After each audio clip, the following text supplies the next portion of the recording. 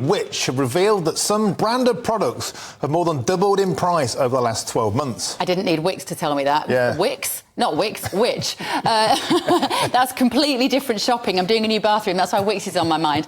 Many people have called for supermarkets to stock alternative budget products to help people struggling to eat amid the cost of living crisis. So what help is there out there for us?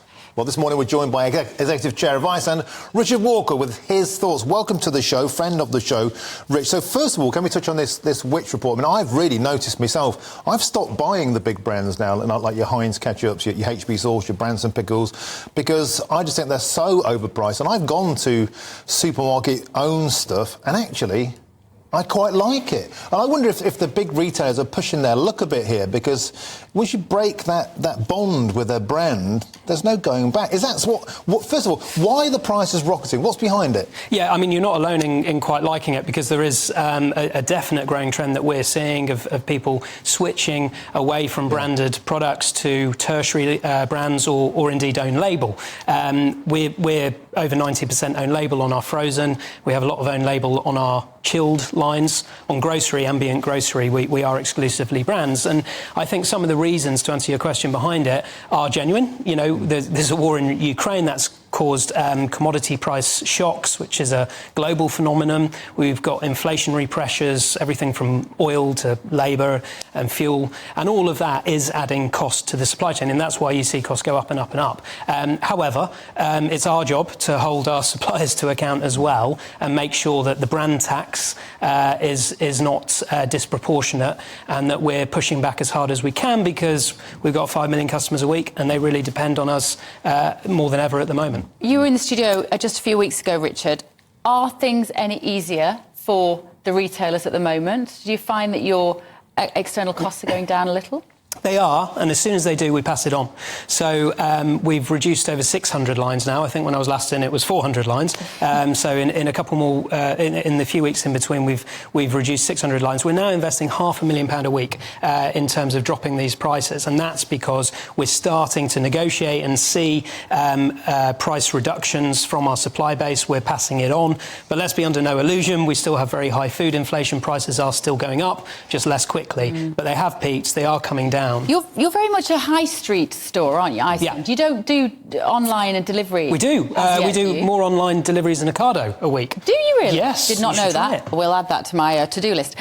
But when the high streets are being disseminated with closed buildings, that must have an impact on you. How are you finding that particular issue? I really, personally, passionately believe in high streets, because my job is going around them all day, and they're the backbone of our communities. They're really important kind of parts of the fabric of our societies, and we're on every high street in the UK, and you're right, the pitch is changing and moving on or disappearing, but I'm proud of the fact that we continue to invest. We, up until recently, have been opening 30 stores a year. That's 30 new jobs. It's £1 million investment per store, and that's really important for our local economies. And what specifically are you doing to help consumers at the moment in this cost of living crisis? Yeah, well, a big one today, controversially, is we are advertising the fact that we are slashing the price on all formula milk in our stores. We surveyed over 500 of our customers around the UK. 90% of them are now concerned about how they can afford to feed their babies.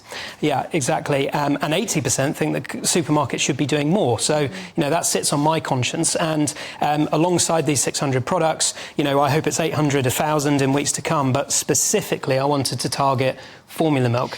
Can I just point out, because I think it's important to do so, there are regulations, aren't there, in the industry around the promotion that you can do of formula milk, and this is because we have a public health concern with breastfeeding, where possible, being the first option for new parents and new mums. Although we're saying that, it's not very easy, so if the NHS can give some help to breastfeeding mums, that would really help. But I think it's just important to kind of point that out, actually. Absolutely. But particularly when you've got toddlers and they're getting ill, but they're still having formula milk, then that will make a difference to people if you can bring the prices down of that really essential product. Yeah, absolutely. And the price of that product, you asked about how the price of brands have gone up. It's gone up, a week's supply of 0 to 6 months first stage formula is now £14.50. Yeah. I mean, that's enormous. When a week, when you consider some of our customers might have 30, 35 quid a week to spend on food in total. And those mothers are on maternity leave. Yeah, so the way their income goes down. Exactly. So we've cut the price by 20%. We're not making any money out of it, and we're selling that at 12 quid now. And there's other brands as well. We're cutting the price of all of it. It's the right thing to do, but technically it's against the law. I saw a really harrowing scene in my local store where a mum was stealing baby formula because she didn't have the money to pay for it, and I found myself so upset. I sort of offered to pay. Well, But the guy had collared her, and I thought, what kind of mum would be driven to that? Because you'd do anything for your baby. Of course you would. And it is very real, but because of the affordability issue on formula, we've found from our research that mums are watering down feed, which is super dangerous, or skipping feeds or ignoring sell-by dates, or stealing because they're forced to. So it's a desperate situation, and we need to do everything we can to help. Yeah, absolutely.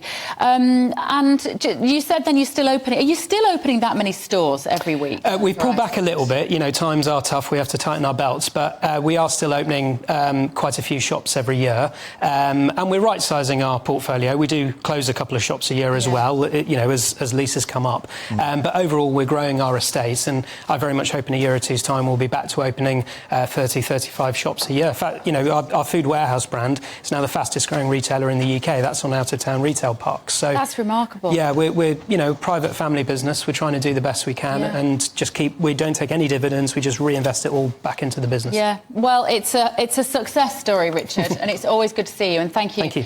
For doing what you're doing, particularly for families.